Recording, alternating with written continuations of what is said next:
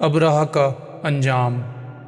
اس ہاتھی کو اٹھانے کی کوشش جاری تھی کہ اچانک سمندر کی طرف سے خوب ساری ابابیل ٹڈیوں کی جھنڈ کی طرح آ پہنچیں، اور دوسری طرف عبد المطلب حرم میں داخل ہوئے اور کعبے کے دروازے کی زنجیر پکڑ کر ابرہہ اور اس کے لشکر کے خلاف فتح کی دعا مانگی کہ یا اللہ، میں اپنے قافلے کی حفاظت کر رہا ہوں، تو اپنے گھر کی حفاظت کر۔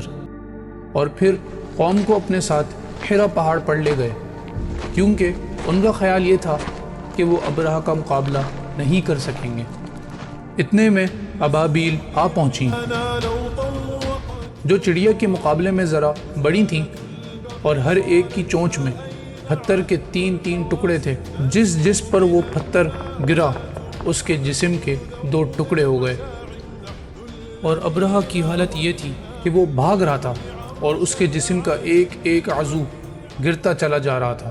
دوسری طرف عبد المطلب انتظار میں تھے کہ کب حملہ ہوتا ہے، لیکن کوئی لشکر مکہ میں داخل ہی نہ ہوا۔ تو وہ جاننے کے لیے حرا پہاڑی سے اترے اور باہر دیکھا تو سارا کا سارا لشکر تباہ ہو چکا تھا۔ ہمارے پیارے نبی محمد صلی اللہ علیہ وسلم اس واقعے کے چند ماہ بعد پیدا ہوئے، اور جس مکان میں پیدا ہوئے وہ صفا پہاڑی کے قریب تھا۔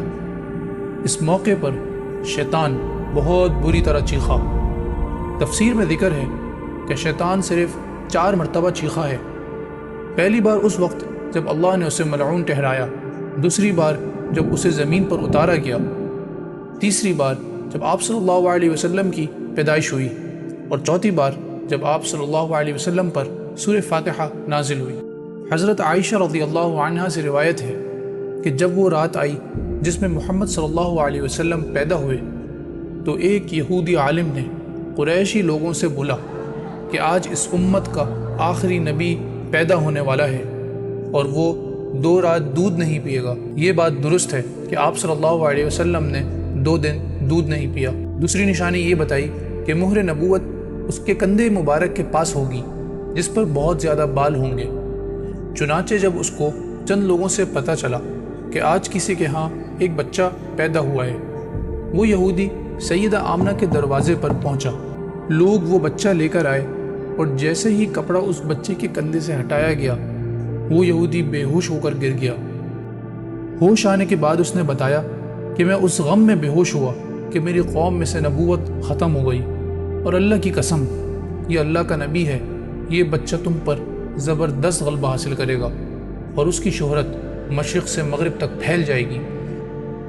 تورات میں یہ بات لکھی ہوئی ہے کہ حضرت موسیٰ علیہ السلام نے اپنی قوم بنی اسرائیل سے کہا تھا کہ جب آپ صلی اللہ علیہ وسلم کی ولادت کا وقت قریب ہوگا تو تمہارے نزدیک جو مشہور چمکدار ستارہ ہے وہ حرکت میں آ جائے گا اور اپنی جگہ سے ہلنا شروع کر دے گا۔ وہ وقت آپ صلی اللہ علیہ وسلم کی پیدائش کا ہوگا۔ آپ صلی اللہ علیہ وسلم کا ستارہ چمکنا شروع ہو گیا۔